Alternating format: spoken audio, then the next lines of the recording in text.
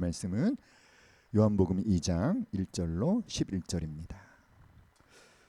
우리가 너무나 잘 알고 있는 갈릴리 가나의 혼인잔치, 물이 변하여 포도주가 되게 하는 예수님이 행하신 첫 번째 기적이죠. 우리 요한복음 2장 1절로 11절 한 목소리로 함께 읽겠습니다. 시작.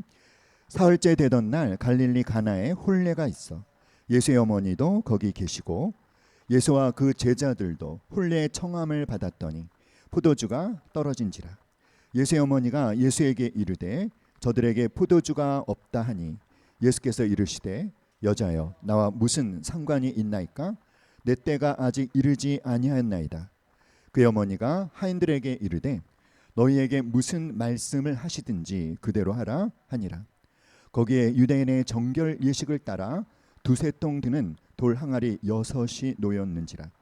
예수께서 그들에게 이르시되 항아리에 물을 채우라 하신즉 아귀까지 채우니 이제는 떠서 연회장에게 갖다 주라 하심에 갖다 주었더니 연회장은 물로 된 포도주를 맛보고도 어디서 났는지 알지 못하되 물떠온 하인들은 알더라. 연회장이 신랑을 불러 말하되 사람마다 먼저 좋은 포도주를 내고 취한 후에 낮은 것을 내거늘 그대는 지금까지 좋은 포도주를 두었도다 하니라. 예수께서 이 첫 표적을 갈릴리 가나에서 행하여 그의 영광을 나타내심에 제자들이 그를 믿으니라. 아멘. 여러분은 결혼식 하면은 뭐가 생각나십니까? 뷔페. 네. 또 뭐가 생각나죠? 축가. 어떻게 하셨어요? 네. 자, 제가 역대 결혼식에 참석한 중에 가장 멋진 축가를 들었습니다. 들려드릴게요.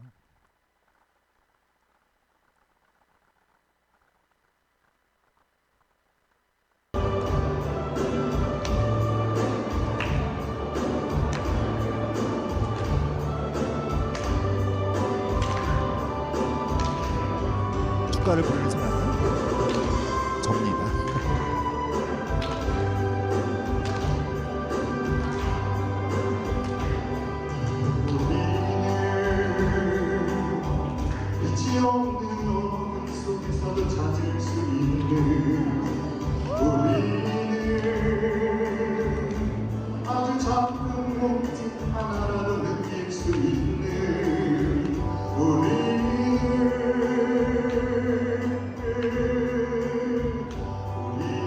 여기까지. 네, 좀 창피하네요. 네, 3년 됐나요 이제? 우리 첫째 결혼식 때 제가 축가를 불렀는데 좀 틀렸어요. 아무도 못 알아차렸지만 네, 원래 제가 그 결혼식장에 보낸 그 MR과 여기서 준비해 주신 MR이 달라가지고 박자를 내가 놓쳤는데 좀 긴장되지 않아? 어떡하지? 그러다 그냥 모르겠다. 자신감 있게 부르자 끝까지 아주 용기 있게 불렀습니다. 네, 오늘은 혼인잔치에서 일어난 예수님의 첫 번째 표적. 우리가 어렸을 때 이제 주일학교 다닐 때 여러분 많이 불렀던 찬양 아시죠? 예수님이 말씀하시니 물이 변하여 포도주 됐네. 예수님이 말씀하시니 물이 변하여 포도주 됐네. 예수님 예수님 나에게도 찾아오셔서 어떻게 새롭게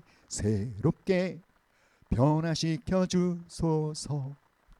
그래서 성경 말씀을 깊이 이렇게 연구를 하다 보니까 주일학교 때 우리 유치부 때부터 유소년부 아이들이 부르는 이 찬양의 가사가 너무나 정확하게 그 말씀의 핵심을 정확하게 나타내고 있다는 것을 새삼 깨닫게 됩니다.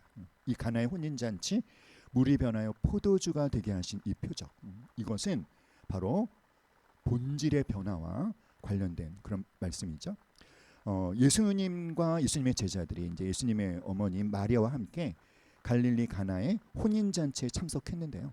이 갈릴리 가나라고 하는 동네는 한마디로 말하면 아주 촌구석입니다.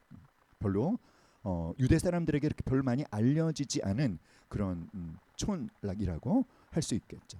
그런데 아마도 이 혼인집이 마리아와 친척일 가능성이 많게 생각되는 것이 마리아가 함께 그 혼인 잔치의 음식을 준비하는 일에 깊이 관여를 하고 있는 것을 알 수가 있습니다. 혼인 잔치가 한참 진행되는데, 그러니까 사흘째 되던 날이 뭐냐면 그 혼인 잔치가 그만큼 많이 진행되고 있었다, 이런 의미인데요. 이 유대 혼인 잔치는 어떤 것이냐면, 우리는 보통 결혼식 뭐 빠르면 30분, 뭐 길면 1시간, 그리고 뭐 밥 먹으러 가고 그러지 않습니까? 그런데 유대인들의 혼인 잔치는요, 일주일, 길면 2주일 동안 열린대요.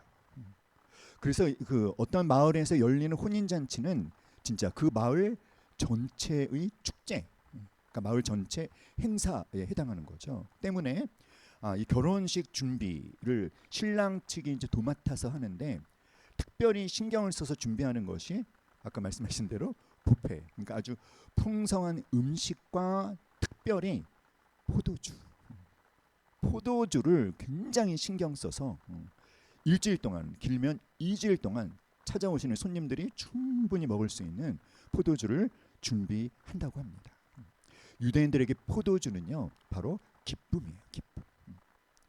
자, 근데 포도주가 어떻게 됐어요? 떨어졌어요. 자, 포도주가 떨어졌다라고 하는 거 우리는 뭐 그냥 포도주가 떨어졌나 보다 이렇게 생각할 수 있을지 모르지만, 유대 사회에서 결혼식을 주최하는 이 신랑 측이 준비한 포도주가 떨어졌다라고 하는 것은 그 가정의 불명예, 아주 커다란 수치가 되는 그런 사태가 벌어진 것입니다. 그래서요, 기록에 의하면 잔치가 끝나지도 않았는데 포도주가 떨어졌다, 그래서 그 혼인식을 준비한 측을 고소하기도 했대요. 우리 생각으로는 잘 이해가 안 되지만, 유대인의 혼인 잔치에서 포도주가 떨어졌다는 것은 기쁨과 환대의 상징이 사라져 버렸다. 그리고 유대인들의 혼인 잔치는 그냥 어떤 남자 여자 두 사람의 만난 어떤 그런 의미가 아니라 가문과 가문의 계약과 같은 그런 의미를 지닌 것이었기 때문에, 이 잔치가 한창 진행되고 있는 과정에 포도주가 떨어진 것은 이 신랑 측에 정말 돌이킬 수 없는 커다란 실책을 한 것이 되는 것이겠죠. 보통은 수요일 날 혼인식을 치렀다고 하는데, 그러니까 어떻게 했을까요? 포도주를 준비할 때 그냥 어마어마한 양의 포도주를 준비했음에 틀림없는데, 왜 포도주가 떨어졌을까요, 여러분? 너무나 많은 손님들이 온 것 때문일까요? 아니면 포도주가 너무 맛있어서 오신 손님들이 너무 지나치게 많이 먹어서였을까요? 어쨌든 어떤 이유인지 알지 모르지만 포도주가 어떻게 됐다? 포도주가 떨어졌어요. 이건 뭘 의미할까요? 잔치가 끝났다, 이거예요. 잔치가 파장이 났다. 뭐가 사라져 버렸다? 혼인 잔치 기쁨이 사라져 버렸다. 사랑하는 여러분, 자, 근데 그때 마리아가 예수님께 부탁합니다. 예수에게 이르되 저들에게 포도주가 없다. 마리아가 원하는 게 뭘까요? 예수요? 예수 포도주를 좀 만들어줘, 이거잖아요. 그렇죠? 포도주를 만들어 달래요. 와, 이 마리아는 여러분 예수님이 어떤 사람인지를 알고 있었을까요? 모르고 있었을까요? 알고 있죠. 그렇죠? 예수님이 잉태하기 전에 천사가 찾아와서 얘기해 줬잖아요. 네가 잉태할 이는 지극히 거룩하신 하나님의 아들이다. 그렇죠? 그런데 예수님이 아주 이상한 대답을 하십니다. 이해가 됩니까, 여러분? 한 바퀴 말해볼까요? 시작. 여자여, 나와 무슨 상관이 있나이까? 내 때가 아직 이르지 못하였나이다. 아니, 자기 모친을 여자여라고 부르는 거 이해가 되세요? 이 버르장머리 없는 거 아닙니까? 너무 무례한 거 아닙니까? 그런데 오해하지 마세요. 그런 것이 아니라 이 여자여라는 게 헬라어로는 귀나이라는 단어인데요. 그 어떤 부인을 일컬을 때 쓰이는 가장 극존칭 표현. 그러니까 하대하는 표현을 한 것이 아니라 예수님께서 자신의 어머니를 굉장히 극존칭으로 부르신 겁니다. 오해가 좀 풀리셨죠? 하지만 자신의 어머니를 이렇게 귀나이라고 부르는 경우는 없어요. 그럼 예수님 왜 마리아에게 여자요 이렇게 부르셨을까요? 이것을 어떻게 해석하냐면 예수님께서 이제 메시아로서의 공생애를 시작하시면서 육친의 어머니를 좀 객관적으로 바라보기 시작하셨다라는 것을 의미합니다. 근데 뭐라고 말씀하셨죠? 나와 무슨 상관이 있나이까라는 말은 어떻게 해석됩니까, 여러분? 포도주를 만들어 주겠다는 거예요? 포도주를 만들지 않겠다는 겁니까? 만들지 않겠다. 왜죠? 왜? 이유가 뭐다? 내 때가 아직 이르지 못하였다. 내 때가 아직 이르지 못하였다. 자, 여러분, 여자 포도주를 만들어 달라는 마리아에게 나와 무슨 상관이 있나이까 내 때가 아직 이르지 못하였나이다 하는 이 예수님의 대답이 여러분 굉장히 중요한 내용을 담고 있음을 아셔야 돼요.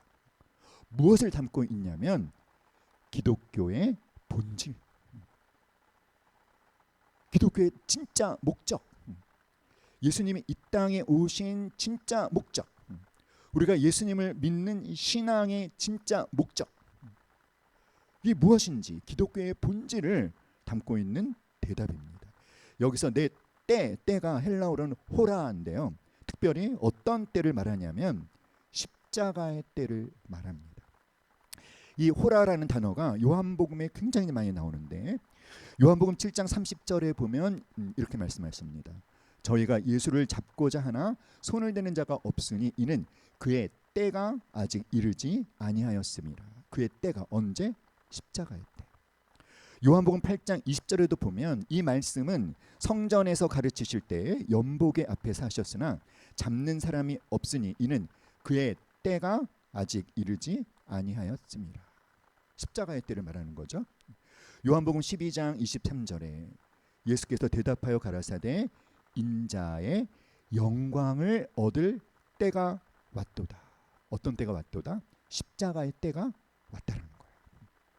요한복음 16장 32절에도 보라 너희가 각각 다 제 곳으로 흩어지고 나를 혼자 둘 때가 오나니 벌써 왔도다. 그러나 내가 혼자 있는 것이 아니라 아버지께서 나와 함께 계시느니라. 나를 혼자 줄 때, 여기서 호라라는 단어가 사용되었는데 어떤 때가 왔다? 내가 십자가에 못 박혀 죽을 때가 왔다. 요한복음 17장 1절에서도 예수께서 이 말씀을 하시고 눈을 들어 하늘을 우러러 가라사대 아버지여 때가 이르렀사오니 아들을 영화롭게 하사 아들로 아버지를 영화롭게 하게 하옵소서.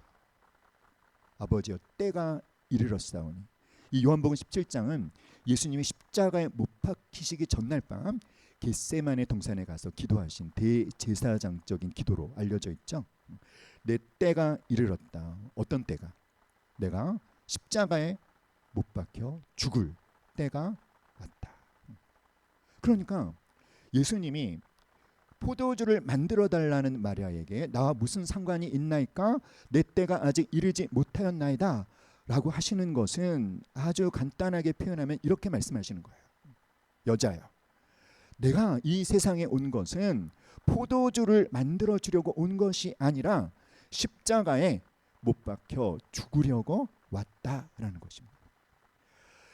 마리아는 이 땅의 혼인잔치에 흥을 돋구어주는 포도주가 떨어져서 그 잔치의 흥을 돋구어줄 수 있는 포도주를 만들어 달라고 했는데 예수님이 내 때가 이르지 않았다라고 대답하신 것은 우리 주님은 그저 내 인생에 뭔가 흥을 돋우어주는 포도주 같은 것들을 만들려고 오신 분이 아니라 십자가에 못 박혀 죽이시려고.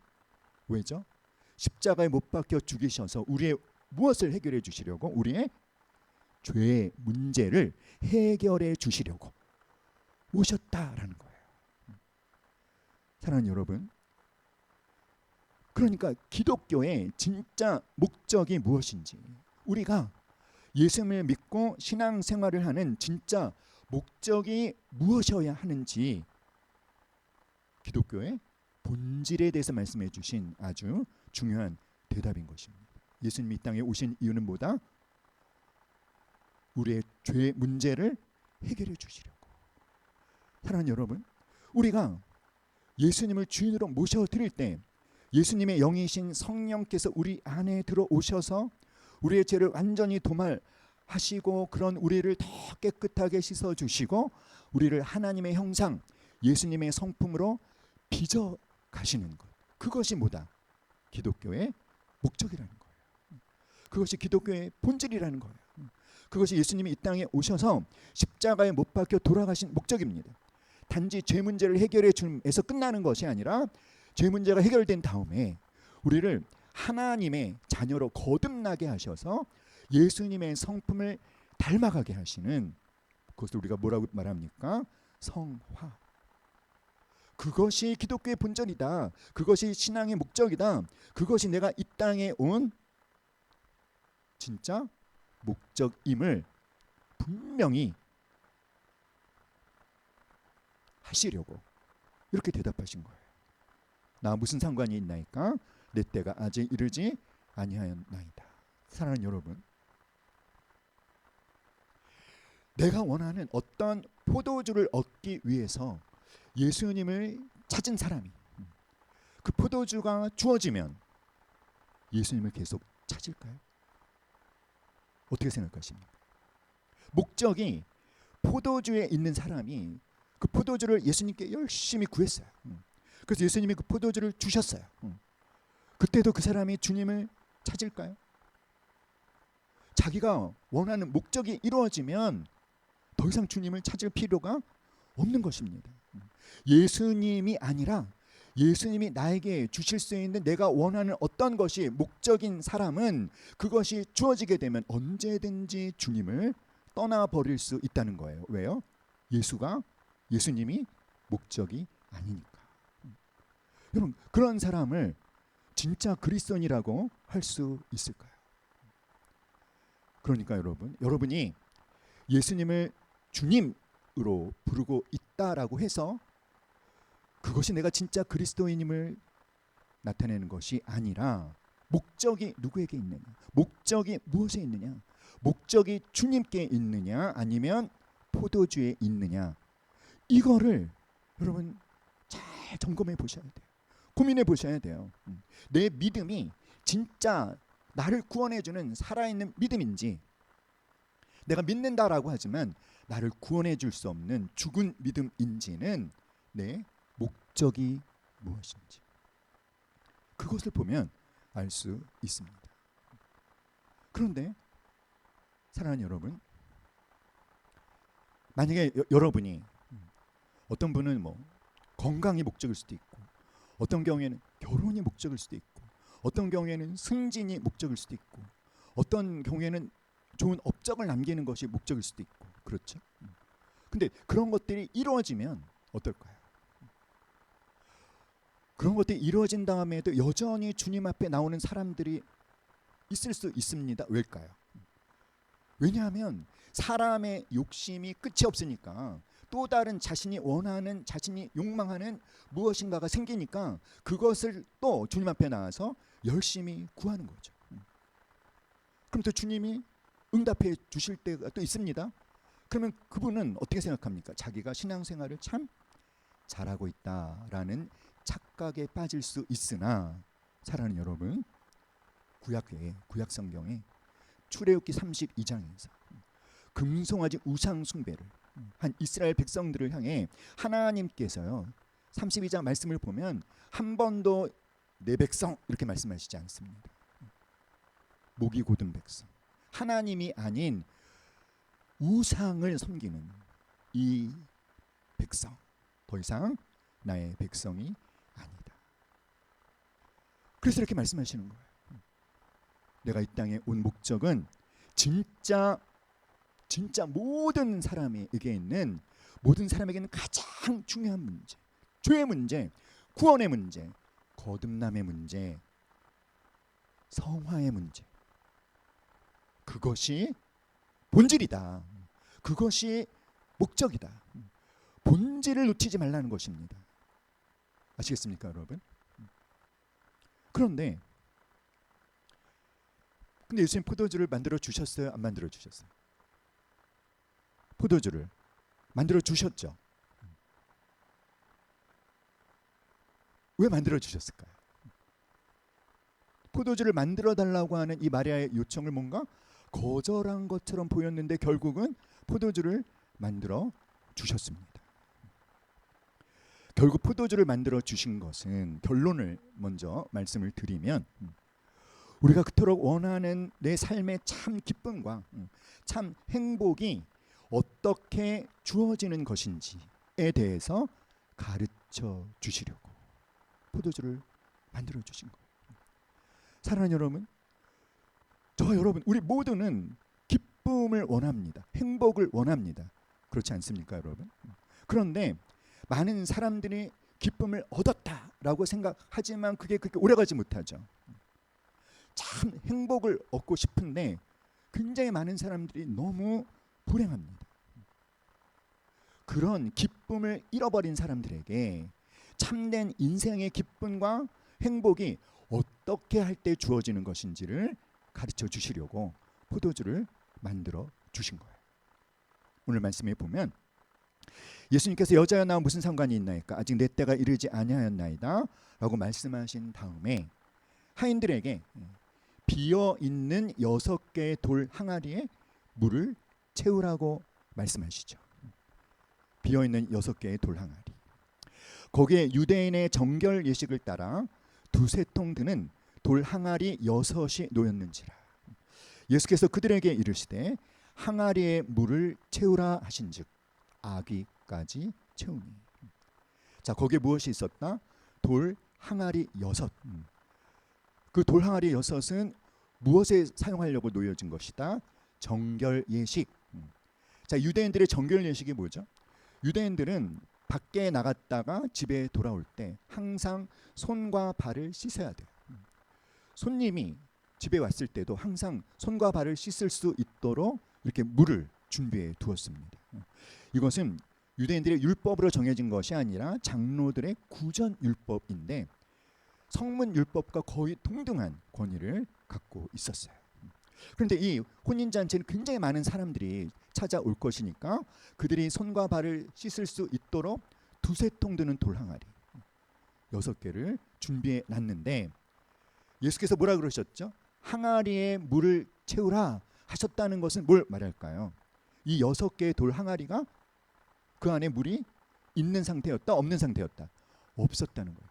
텅 빈 6개의 돌 항아리. 유대인들의 정결 예식 굉장히 중요한데 그 정결 예식을 가능케 하는 물이 없는 텅 빈 돌 항아리 6개. 사랑하는 여러분, 우리는 이 텅 비어 있는, 물이 텅 비어 있는, 물이 마땅히 있어야 돼. 사람들을 깨끗이 씻어줘야 돼.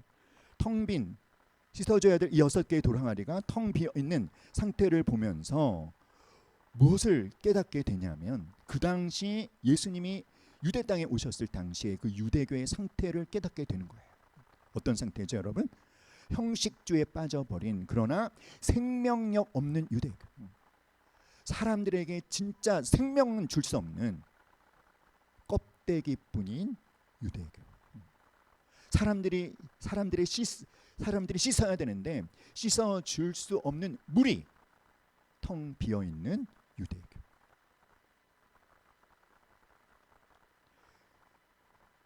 물이 없는 이 돌 항아리 6은 또 뭘 의미할까요? 기쁨을 잃어버린 혼인잔치를 의미하는 것입니다.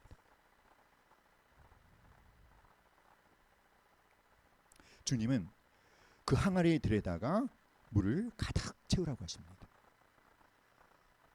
성경에서 포도주는 시편 104편 15절 말씀을 보면 사람의 마음을 기쁘게 하는 포도주와 이렇게 말씀하십니다.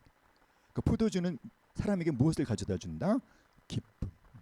근데 포도주가 떨어진 그 잔치집은 무엇을 잃어버린 잔치집? 기쁨을 잃어버린 잔치집.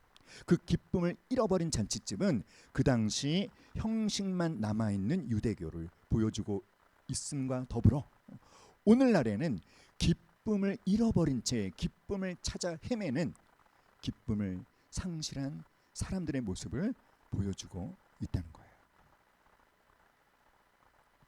항아리에 물을 채우라. 아기까지 채웠더니, 그래서 오늘 이 갈릴리 혼인잔치의 이 마지막 말씀 11절에서는 이렇게 말씀하십니다. 예수께서 이 첫 표적을 갈릴리 가나에서 행하여 무엇을 나타내심에? 그의 영광을 나타내심에 제자들이 그를 믿으니라. 그 갈릴리 가나의 혼인잔치에 무엇이 나타났다? 예수님의 영광이 나타났다. 영광이라는 게 뭘까요? 하나님의 영광이라고 하는 것은 뭘 말하냐면 하나님의 성품과 하나님의 능력이 나타나 있는 상태를 하나님의 영광이라고 합니다. 하나님의 영광이란 무엇이다? 하나님의 성품과 능력이 나타나 있는 상태.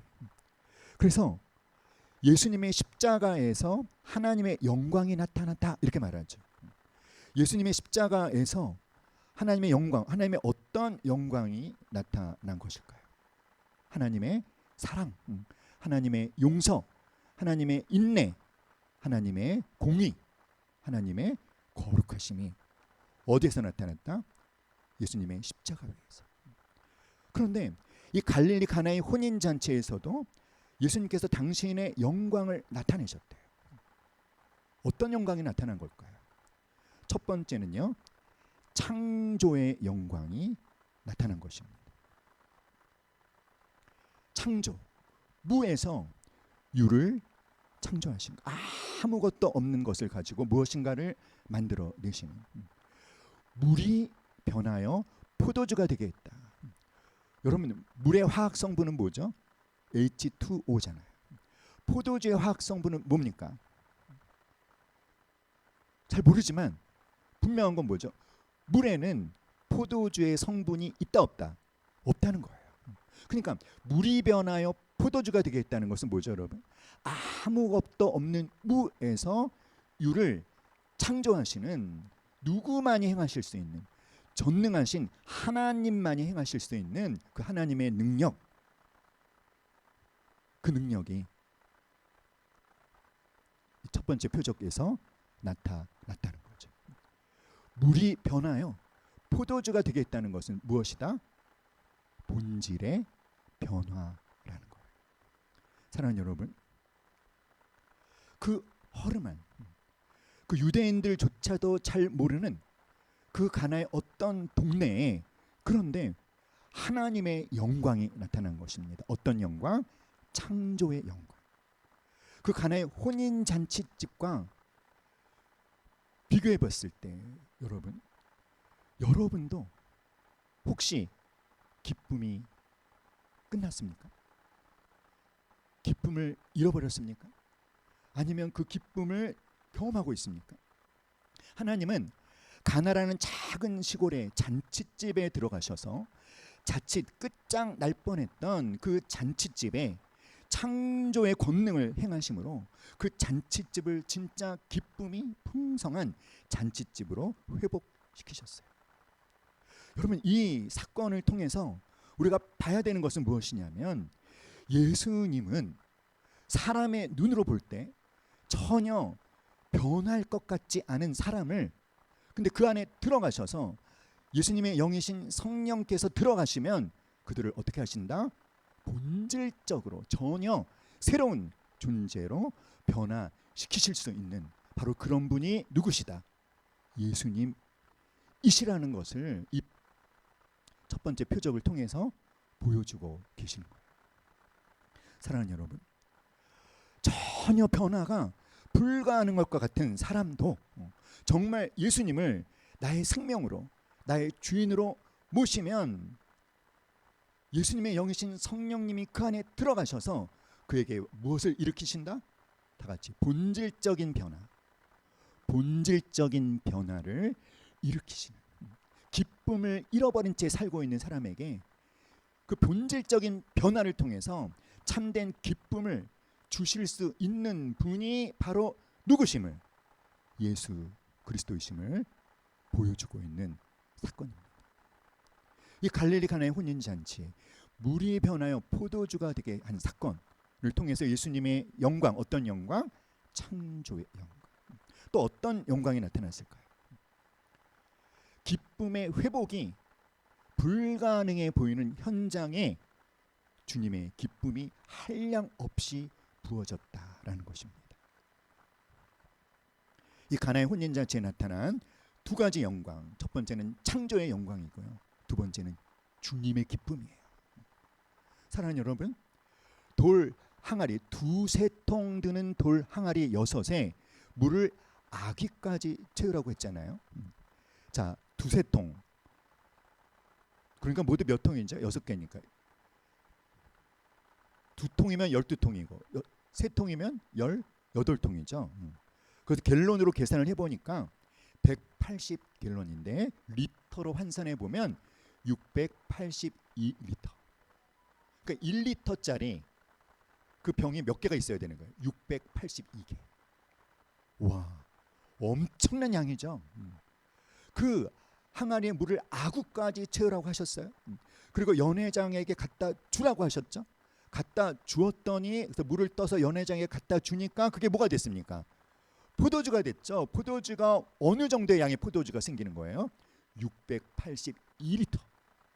엄청난 포도주가 생긴 겁니다. 이게 무슨 의미일까요, 여러분? 이게 뭘 의미하는 걸까요? 예수님께서 오병이어의 기적을 행하셨는데 남자만 5,000명, 여자와 아이들까지 합하면 2만 명이나 되는 사람들이 배부르게 먹고 12바구니가 남았다. 왜 남았을까요? 예수님 너무 능력을 지나치게 행사하신 걸까요? 사랑하는 여러분, 이 두세 통 드는 돌 항아리 6, 가득 채워진 물이 가득 채워진 포도주로 변하게 하셨다라는 것은 바로 하나님이 우리에게 주시고자 하시는 그 기쁨이 이렇게 풍성하다라는 거예요. 이렇게 말해볼까요? 하나님의 기쁨의 풍성함. 사랑하는 여러분, 하나님께서 우리에게 주시고자 하는 기쁨은 이 정도가 아니라는 거예요. 어느 정도로? 우리를 채우고도 나를 흘러 넘쳐서 또 다른 사람에게도 전달되어질 수밖에 없는 아주 풍성한 기쁨. 사랑하는 여러분, 오늘 누군가가 도무지 기뻐할 수 없는 사건을 경험해서 도무지 기뻐할 수 없는 상황에 처해 있어서 기쁨을 온전히 잃어버린 상태, 그래서 극도의 좌절과 불안과 우울에 빠져 있는 사람이 있다면 그를 향하신 주님의 계획은 무엇입니까? 그를 본질적으로 변화시켜서 하나님의 기쁨을 어떻게 부어주기를 원하신다? 풍성하게 부어주기를 원하신다는 것을 깨달으시고 믿으시기를 간절히 기도합니다. 할렐루야. 이 기쁨은요, 하나님으로만 주어지는 기쁨이에요. 하나님이 우리에게 무엇을 주기 때문에 기뻐하는 그런 기쁨이 아니라 하나님이 내게 그 어떤 것을 주지 않아도 하나님 때문에 기뻐하는 그런 기쁨. 내가 하나님께 구했던 포도주가 얻어져서 기뻐하는 그런 기쁨이 아니라 내가 본질적으로 달라졌어. 어떻게 달라졌습니까? 포도주를 목적으로 삼았던 내가 주님을 목적으로 삼는 전혀 새로운 존재가 되었을 때, 그래서 주님이 나에게 다른 어떤 것을 주지 않아도 누구 때문에? 주님 때문에 기뻐하는 그 기쁨은, 그때 우리가 경험할 수 있는 기쁨은 어느 정도로 풍성하다? 두세 통 드는 돌 항아리 6을 가득 채우고도 넘쳐날 정도로. 여러분, 하나님이 나에게 원하시는 것이 무엇인지를 깨달으시기 바랍니다. 눈뜨시기를 간절히 기도합니다. 주님은요, 우리에게 기쁨을 주고 싶으신 거예요. 근데 우리는 포도주가 떨어진 잔치집처럼 참 기쁨을 얻을 수 없는 것에서 기쁨을 기대하고 기쁨을 구하고 기쁨을 구걸하지 않습니까? 그러다가 배신당하지 않습니까? 예수님은 참 기쁨을 잃어버린 채 살고 있는 그런 사람들을 찾아오셔서 메우려고 해도 메워지지 않는, 채우려고 해도 채워지지 않는 그 텅 빈 그 자리에 예수님이 온통 의미로 들어오셔서, 예수님이 온통 그의 생명으로 들어오셔서, 예수님이 그의 목적으로 들어오셔서 그 예수님이 참 기쁨이 되어준다는 것을 경험하게 그 선물을 주고 싶어 하시는 것입니다. 바로 우리는 이 가나의 혼인잔치 사건에서 바로 하나님이 하시고자 하는 그 일을 볼 수 있어야 되겠다. 그래서 여러분, 기쁘셔야 돼요. 우리 옆 사람한테 말합시다. 기쁘셔야 합니다. 기쁘셔야 합니다. 얼굴이 그렇게 우울하십니까? 좀 미소를 활짝 지으면서 기쁘셔야 합니다. 다시 한번 시작. 사랑하는 여러분, 여러분의 상황이 변해서 기쁜 게 아니에요. 여러분의 어떤 조건이 달라져서 기쁜 게 아니에요. 여러분의 어떤 소원이 들어져서 기쁜 게 아니에요. 주님 때문에 기쁜 그 기쁨을 여러분 경험하셨습니까? 경험하고 계십니까? 아직 그것을 경험하지 못했다면 여러분 진짜 신앙의 첫발걸음도 제대로 내딛고 있지 못한 겁니다. 기독교의 본질에 아직도 들어오지 못한 겁니다. 할렐루야. 사랑하는 여러분, 하나님은 우리에게 그 기쁨을 회복시켜 주시기 원하시는 분입니다. 그래서 교회는요, 그 기쁨이 회복된 사람들이 와서 잔치를 벌이는 곳이 바로 교회. 사랑하는 여러분, 우리가 이 세상에서 사는 것은 사탄의 세력과 죄의 권세와 싸우는 것이거든요. 사탄은 항상 우리를 어떻게 유혹합니까?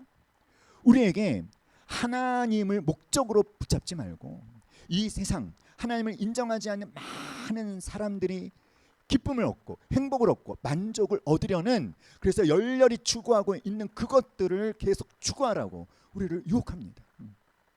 많은 그리스도인들이 세상 사람들과 똑같이 그것을 추구하려고 또 하나님 앞에 열심히 나오는 거예요. 사랑하는 여러분, 왜 하나님만으로 기뻐하는 그 기쁨이 우리에게 필요할까요? 성경 뭐라고 말합니까? 함께 말해볼까요? 여호와를 기뻐하는 것이 너희의 힘이니라.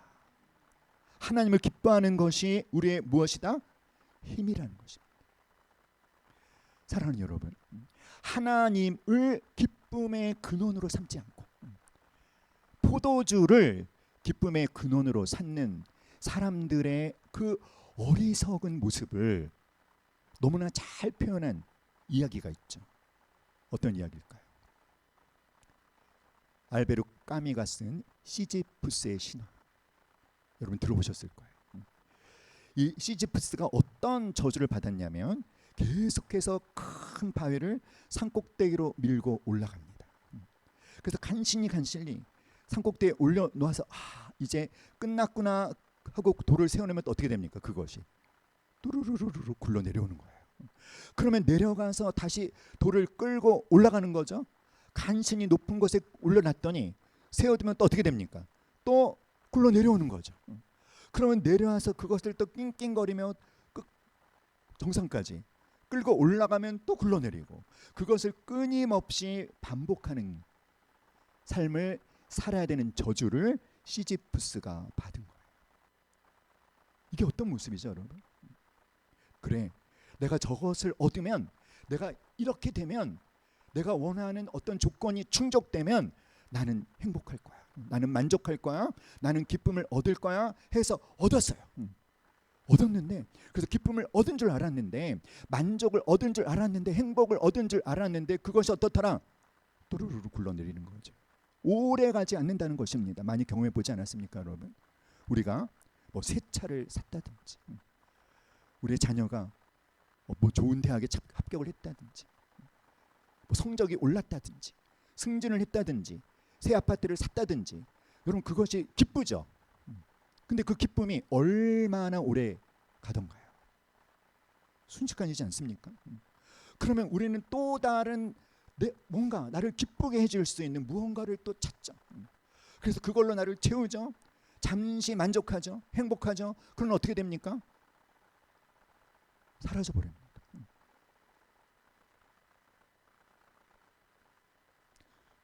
그것이 왜 그럴까요? 없다는 거예요. 불가능하다는 거예요. 우리가 원하는 기쁨과 만족과 행복을 줄 수 없다는 것입니다. 그런데 여러분, 내가 뭔가 간절히 원하는 그것을 얻지 못했어도 기뻐할 수 있어요. 이 세상의 모든 사람들이 너무나 간절히 추구하는 그 무엇인가를 내가 얻지 못해도 나는 행복할 수 있어요. 어떻게 그럴 수 있습니까? 하나님이 주시는 기쁨이 있기 때문에. 할렐루야. 그러니까 시지프스와 같은 저주를 받은 수많은 사람들로 가득 찬 세상에서 설사 내가 원하는 그것을 얻지 못했다 할지라도, 가난, 질병, 실패 한다 할지라도 좌절이 아닌 것입니다. 그런 상황 속에서도 누구 때문에 기뻐할 수 있는, 하나님 때문에 기뻐할 수 있는 영적 근육을 여러분들이 훈련하시고 키우셔야 된다는 것입니다. 그래야 그것이 우리를 우뚝 세워주는 힘이 된다는 것입니다. 할렐루야. 사랑하는 여러분, 그래서 기쁨을 성령의 열매라고 하는 거예요. 주일반에 어떤 형제님이 그런 질문을 하셨어요. 목사님, 기쁨도 성품인가요? 제가 이상했어요. 왜 저런 질문을 하시지? 제가 그런 생각을 해봤어요. 왜 그분이 그런 질문을 했을까? 그냥 이런 거죠. 기쁨은 내가 원하는 무엇인가가 이루어지면 그냥 내 안에서 생겨나잖아요. 그렇죠? 그러니까 기쁨은 성품이 아니다 이렇게 생각하신 것 같아요. 근데 성령의 열매, 첫 번째가 뭐죠, 여러분? 사랑이죠. 두 번째가 뭡니까? 희락이. 두 번째가 기쁨이에요. 기쁨이 성령의 열매라는 것은, 성령의 열매로 맺어지는 기쁨은 그런 기쁨이 아니라는 거예요. 내가 원하는 어떤 조건이 충족되어서 그냥 자연스럽게 느껴지는 그런 기쁨이 아니라 성령님만이 주실 수 있는 기쁨. 어떤 기쁨? 하나님으로만 주어지는 기쁨. 근데 그 기쁨이 어떻다? 빈약하지 않다는 것입니다. 결코 초라하지 않다는 것입니다. 어떻다? 풍성하다는 거예요. 할렐루야. 사랑하는 여러분, 하나님은 반드시 여러분을 하나님으로만 기뻐하는 자로 만드시고야 말 것입니다. 믿습니까? 아멘. 우리가 원하는 어떤 상황이 주어져서 자기의 소원이 이루어져서 기뻐하는 자가 아니라 오직 누구만으로 기뻐하는 자로, 하나님만으로 기뻐하는 자로 만드시려고 오늘 이곳에 오시게 하셨고 이 말씀을 듣게 하신 거예요. 여러분, 부자가 되는 것이, 승진하는 것이, 결혼을 잘하는 것이, 좋은 남자, 좋은 여자를 만나는 것이 나에게 궁극적인 기쁨을 줄 수 없다는 것입니다. 여러분, 하나님의, 그러므로 이 혼인잔치에 나타난 하나님의 영광이 여러분의 삶에서도 나타날 수 있기를 간절히 기도합니다. 어떤 영광? 창조의 영광. 창조의 영광의 내용이 뭐죠? 본질적인 변화. 여러분의 존재가 본질적으로 변화되는 것. 물이 변하여 포도주가 되는 것. 물과 포도주는 전혀 다르잖아요. 새로운 피조물, 본질의 변화. 뭐가 달라져야 됩니까? 목적의 변화. 할렐루야. 그랬을 때 어떤 변화? 어떤 영광? 주님의 기쁨. 그것이 나에게 마구마구 쏟아지는 그 주님의 영광이 여러분에게 나타나게 되기를 간절히 축원합니다. 어떻게 하면 저와 여러분의 삶 가운데 그 영광이 나타날 수 있을까요? 어떻게 하면 기쁨을 원하지만 기쁨을 잃어버린 사람에게 어떻게 하면 주님의 영광이 나타날 수 있을까요? 사랑하는 여러분, 우리가 3절과 5절의 말씀을 주목하셔야 돼요. 마리아는 예수님에게 이렇게 말했어요. 예수에게 이르되 저희에게 포도주가 없다 라고 말씀하셨죠. 그런데 그리고 나서 마리아가 다시 하인들한테 말합니다. 요 중간에 어떤 말씀이 있었죠? 여자여, 나 무슨 상관이 있나이까? 아직 내 때가 이르지 아니하였습니다.